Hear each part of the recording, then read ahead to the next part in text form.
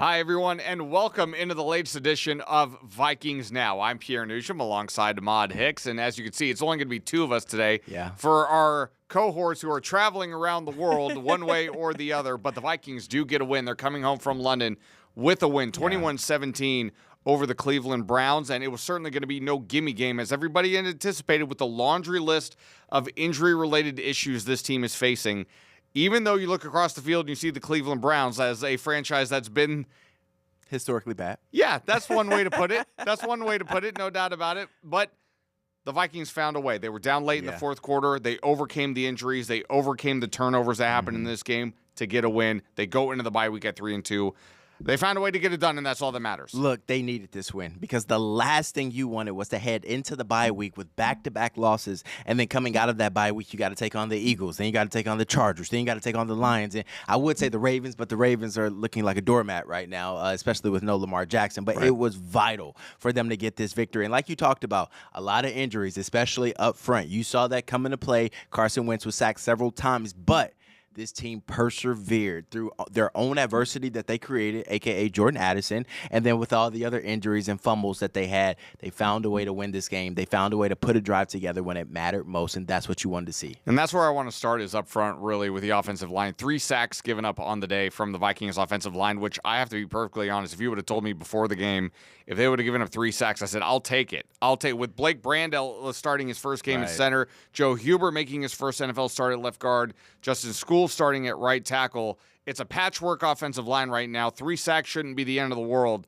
So kudos to that line for upholding their end of the bargain, bending as much as they could, didn't fully break. I thought the line gave them a chance to win today, especially against a very talented front four of the Cleveland Browns. Shout out to Walter Rouse, who came in at the end of the game. Yeah, because Christian Darrisaw was on a snap count at the end of the game. So you're talking about on that game-winning drive for Carson Wentz and the rest of the crew. They had 4 backup offensive linemen in the game. So shout out to them and what they were able to do. As head coach Kevin O'Connell said after the game, my mind probably wanted Christian Darrisaw in there. He's like, but we have to do what's best for our players, and after he played, 40 snaps versus the Bengals, he turned around and had 80 versus the Steelers. So he said just wanted to manage that, and I think they did a pretty good job of that. But, before the game, during Vikings Game Day Live this morning, I totally went on the record and said that the Vikings were going to give up more than 4 sacks today. So I would have been with you. I stand corrected. I would have been with you 100%. The offensive line played well. Well, they not only did they play, they played fairly well, but also you saw it in the first half too. They moved Carson Wentz, right? They bootlegged him a lot. They got the ball out of his hands very quick. They threw and ran away from the opposite side of Myles Garrett a lot. Smart. So it was very smart, like you said, of Kevin O'Connell really to structure that in the game plan today to get the ball out of his hands quick. And like I said, in the first quarter, didn't see as much of it in the second half, but we saw Carson Wentz get bootlegged out a few times, getting away from pressure. I thought they had a pretty nice game plan here today. I think so, too. And a reporter asked Kevin O'Connell about that after the game. He said, we did what we had to do in order to win the game. That's get the ball out, stay away from Myles Garrett as much as possible. And I think that Carson Wentz just delivered when needed to. You know what I'm saying? He did have a couple of sequences where it's like, wish he could have did a little bit better with that ball placement or something like that. But at the end of the day, he found 18. He found number 3, and those are the guys you need to find when the game is on the line. Yeah, no doubt about it. So kudos to Carson Wentz for leading this team now to a 3-2 overall record. One thing on Christian Darrisaw when they were talking about managing his snaps, I thought to myself, and I wish somebody had asked that over in London, you couldn't have managed his snaps to allow him to play in the fourth quarter, maybe take a few plays off in the first half? He did do that versus the Bengals, He too. did. I don't know. I think it was more of a we need you scenario, and we already have 3 backups, and we're not going to pull you out this game right now. If I had to guess, if you fall too far behind early on, I guess it wouldn't matter in the fourth quarter. Then now, you know what I'm saying? And then if you take him out, you're talking about Justin School and Walter Rouse taking on Myles Garrett for more than 2 drives. You're talking about an entire game. You don't want that matchup. That's why Kevin O'Connell is coaching there, and that's why I have to talk about it right here. This is where I'm perfectly comfortable in this chair right now doing the talking. Defensively, listen, the Cleveland Browns coming into this game hadn't scored more than 17 points in a game all season long. They were held to 17 again here today. Dylan Gabriel making his first start at quarterback. Didn't turn the ball over, to his credit. I would have thought that Minnesota's defense probably would have eaten him alive at some point in the game, but Dylan Gabriel did all that he could. Right.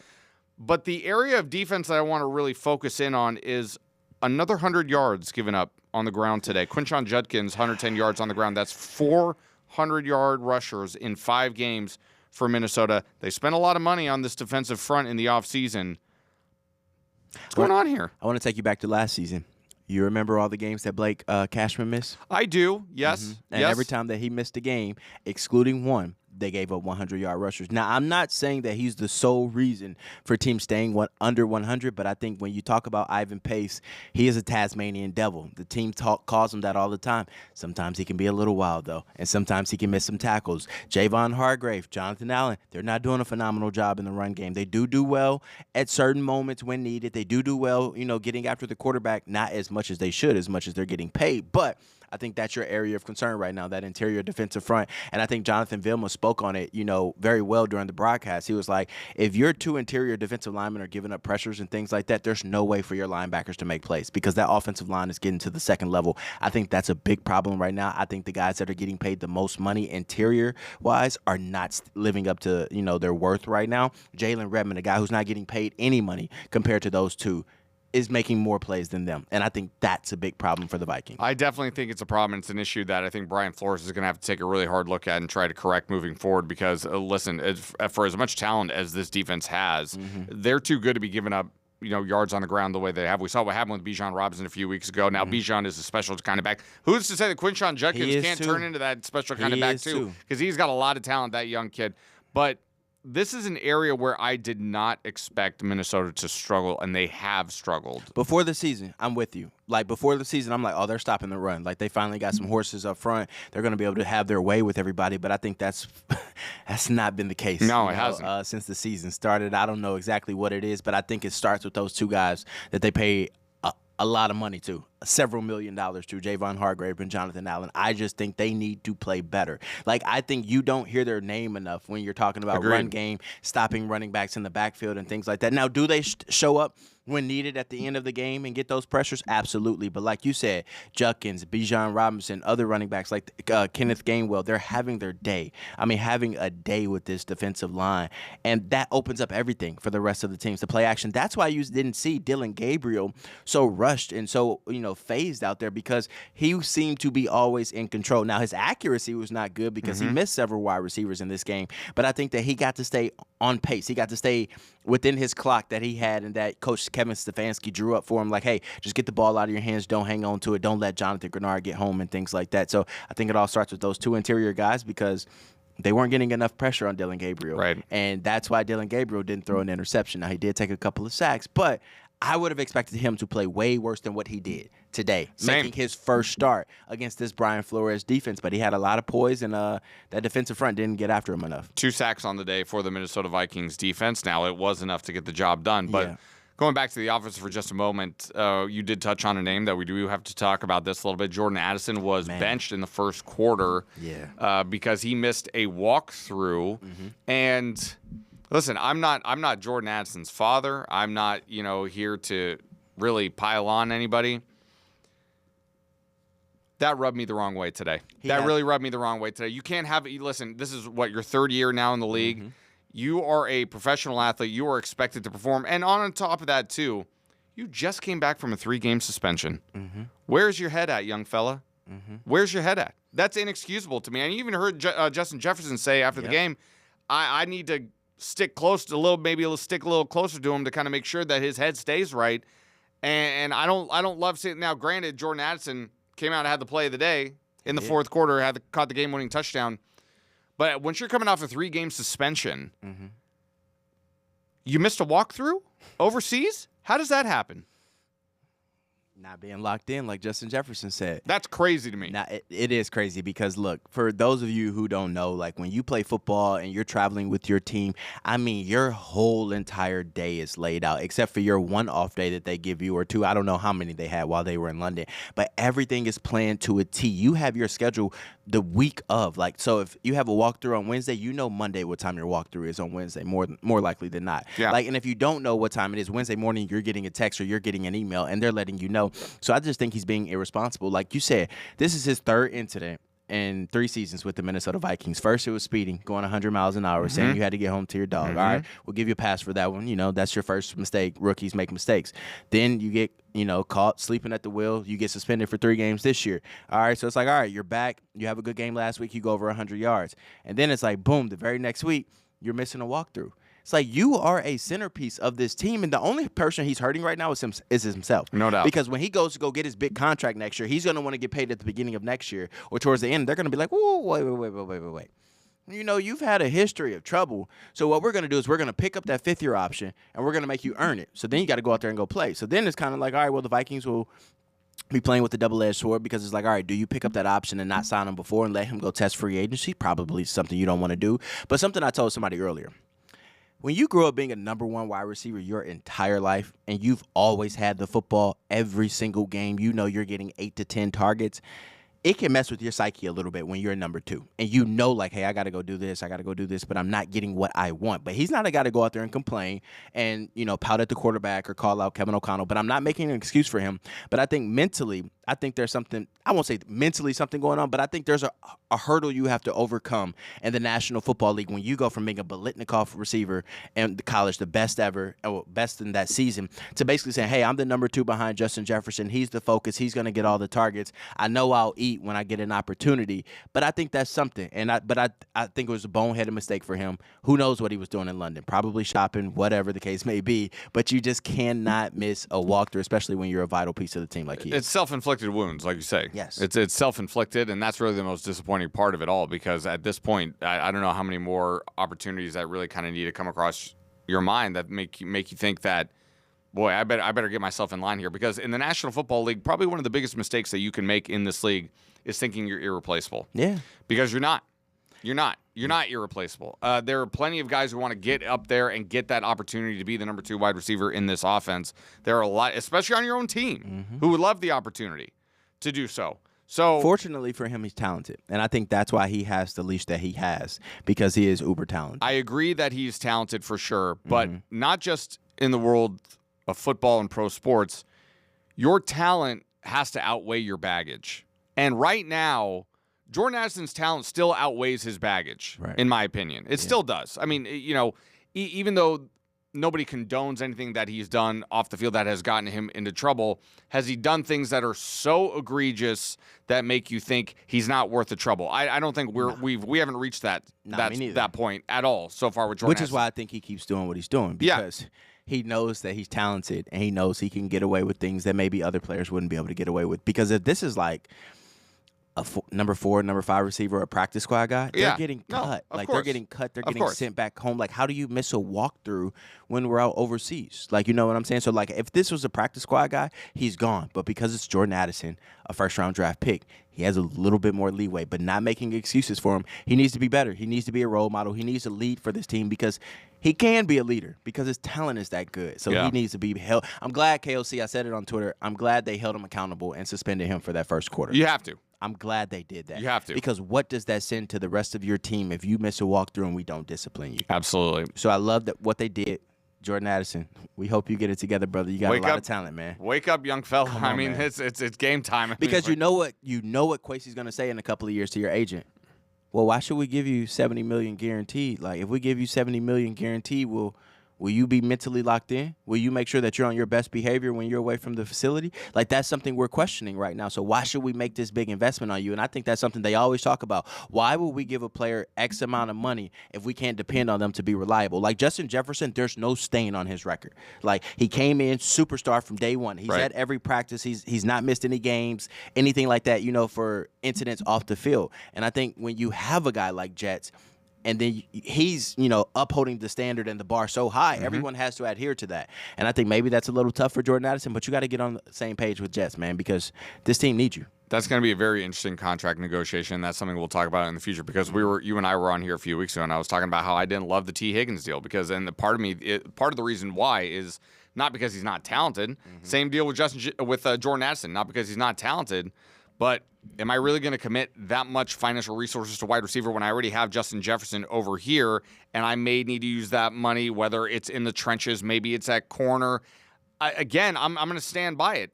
Wide receiver is a lot easier to replace then left tackle, then corner, then right tackle, then defensive end. That's a lot easier to replace. No facts. Sorry to say it, but it's true. Facts. A lot easier to replace. Facts. We'll talk about that in the next coming year, in the next offseason. I'm sure that's going to be a conversation coming up. But now you sit here at 3-2 with this team. You're hanging on by a thread. Mm-hmm. We know what the next 4 games are going to look like, as you mentioned. We were talking about Philadelphia after the bye week. Philadelphia at home, short week at the Chargers. Then you're at Detroit. They're at Detroit, right? It's not. So. Yeah, at Detroit, because Detroit is here on Christmas. So, yes, it is at Detroit. And then the Baltimore Ravens come to town. So we know what those next 4 games look like. You're sitting there at 3-2. Hopefully you get healthy in the bye week. We don't know if J.J. McCarthy is coming back yet. Right. We hope that Donovan Jackson is going to be back at left guard. Mm-hmm. Andrew Van Ginkel out again with the neck. We'll have to revisit the Blake Cashman situation as well. So these are some moving parts that you hope to get back. But how do you feel about this team right now, 3-2 going into the bye? I think Kevin O'Connell said it best in his post-game presser. Like, we have to find out our identity. And I don't think they know their identity.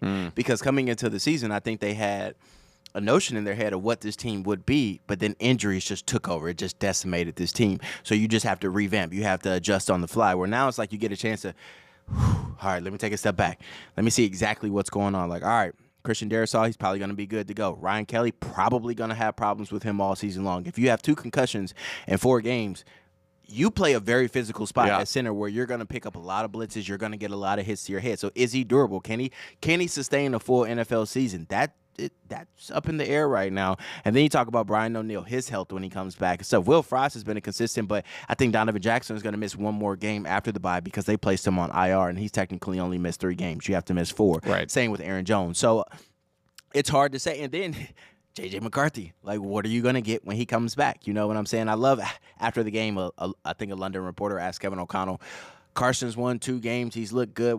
Does he put himself in the position to be a starter? And Kevin O'Connell said, we did what we had to do to win the game. I like how he avoided that question. Like, stop asking me that question right now. You're trying to make us have some type of internal drama, and I think that's the last thing they need right now. But that being said, the verdict isn't out on this team yet, Pierre, because the defense has lived up to their potential in certain areas, in certain aspects of the game, but not all of them.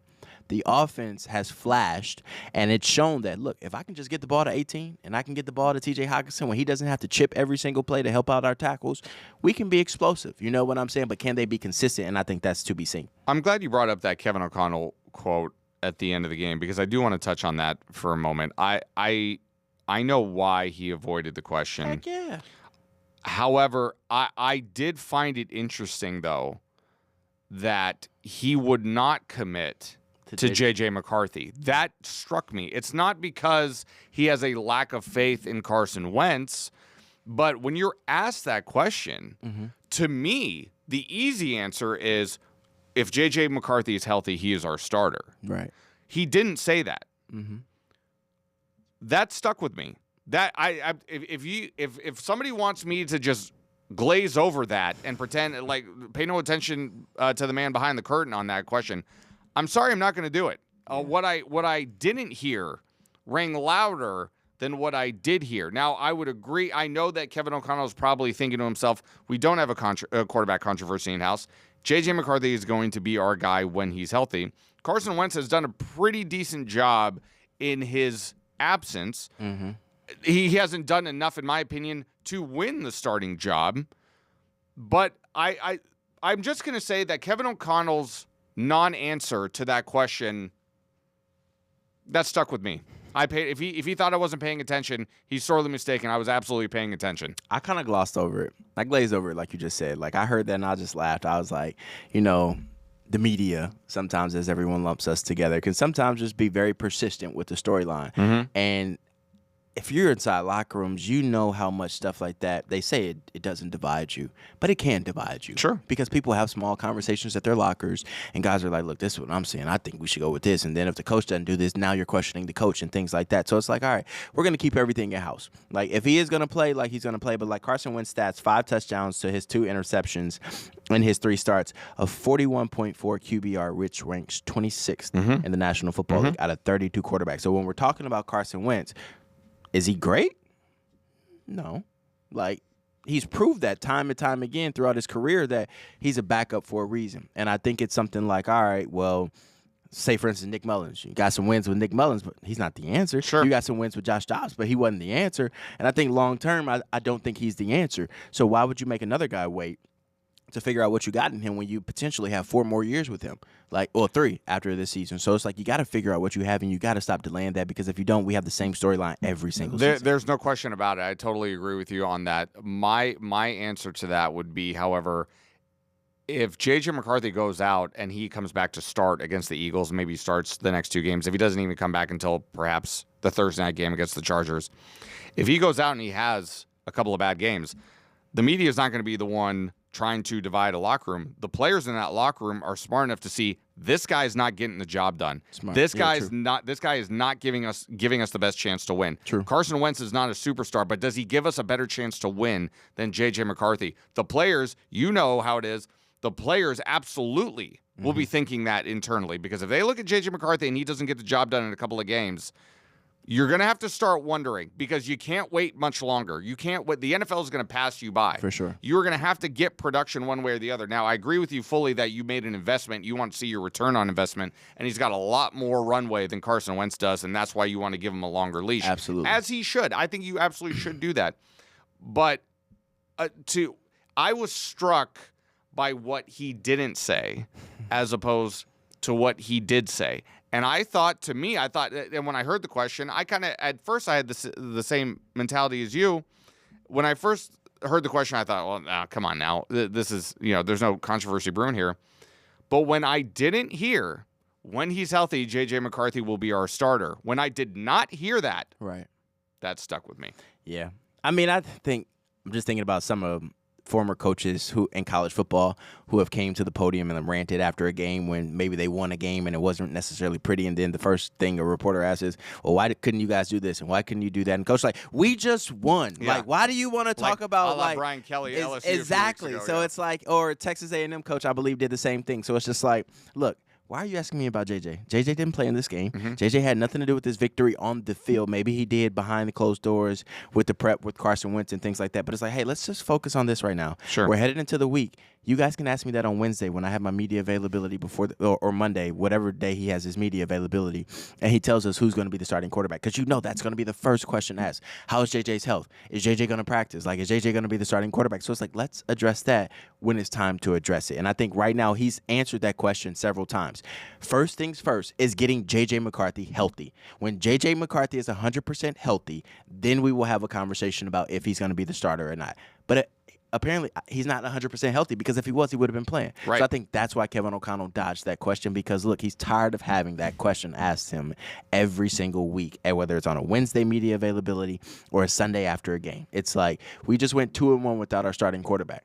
We did fairly decent. We weathered the storm with backup offensive linemen. We still may have some backup offensive linemen when J.J. comes back. We still won't have Aaron Jones, like Mr. Reliable. So it's like, let's focus on that when we can. We just came. What did he say? My brain hurts right now after that final drive. Sure. Brain hurts because he had to do so much to put his team in position to win. And like he said, don't you guys worry about where Myles Garrett is in this rush. Let me coach you and get you in the right places, and then we'll all figure it out together. So I think he's just worried about right now what he can do to help his team win, and that's why he dodged that question. Well, he certainly did a good job of putting his team in a position to win today. They were able to get the win in London, but it's the bye week now. Yeah. Obviously, health is the first and foremost priority for this team as they look to get healthy. But let's take a quick peek ahead as we wind things down here. The next game is going to be in a couple of weeks back here at US Bank Stadium at home against the Philadelphia Eagles, who lost today. They lost today for the first time. Offensively, this team continues to struggle. Yeah, they continue to struggle. They can't run the ball. They can't. I mean, they can't throw the ball either. I mean, my gosh, kudos to A.J. Brown for not requesting a trade at this point, because in my mind, A.J. Brown is being absolutely wasted on that team right now. Absolutely. So when we look ahead to the Philadelphia Eagles, defensively though, this team is pretty nasty. Yeah, they can get after it. Oh, yeah, they can make life heck for a young quarterback like J.J. McCarthy if he is to be the starter in that game. How do we like this game between the Philadelphia Eagles and the Minnesota Vikings. I'm trying to pull up the stats right now from the game today for the box score. It was they lost 21-17 to Denver. I mean, they blew I believe it was 14-0 lead. Yeah, they had a 14-0 lead. Yeah, 14-0 lead. A.J. Brown had 5 catches for 43 yards. Devontae Smith did have a bounce back. So apparently, Devontae Smith and A.J. Brown were a little frustrated, and how they voiced their frustrations was vastly different. Yeah. But Devontae came out with 8 catches, 114 yards. But that being said, their defense is nasty. Very, very nasty. Right. They have talent all around. That being said, if you can string drives together and don't turn the ball over, you give yourselves a chance, just like you do in any football game. And so I think a lot of people are penciling in that game as a loss. I don't know, because I think Jalen Hurts has a problem reading defenses and getting through his progressions, which is why he tucks the ball and runs a lot. He tried not to do that so much today compared to the previous weeks in the regular season, but I think he's going to have some troubles with the Brian Flores defense, and I think the Vikings will have their chance, especially if you don't allow any 40 to 50-yard runs from Saquon Barkley or let him, squirt out and stuff like that. That's the big key in that game. We were just talking about the run defense, yeah. You keep him in check. Don't let him go for 100 yards. You open up everything else. Like, you open up your entire playbook for your defense to be creative, be exotic, and get after Jalen Hurts and confuse him. But if you allow Saquon Barkley to go out there and just gash you for 5 to 7 yards at a time, it's going to be a long day, because if he's gashing you, well, here comes the read option with Jalen Hurts. And then the read option comes, and then here comes the play action passes to A.J. Brown and the deep passes that he loves and stuff like that. So I think they have to control the run. But I think, though, whoever plays quarterback, you can't go 3 and out all the time. You got to have some long, sustained drives, 14, 15, 16-play drives where you wear that defense down and you make them earn every single, tackle that they get and things like that. So I think it's a very winnable game. I don't think many people, maybe Vegas, won't be giving them, They will not be favored in that game. They won't be favored at all. But I think that if they can play the way that they did today and take away those 2 turnovers that they had, I think they give themselves a chance to win. The Vikings aren't going to be favored in that game against Philadelphia, but did you see how the Arizona Cardinals lost today?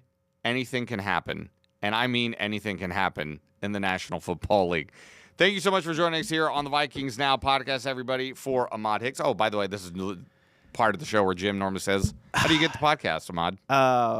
Apple, Spotify, Fox9.com. You go to YouTube, what is that called? Backslash or / I can never tell which one is which. But you just put a little slash in and type in Fox9 and search Vikings Now. You'll be able to find all this. Should be able to find it, no problem. We appreciate you guys joining us, and we will be back. Oh, wait.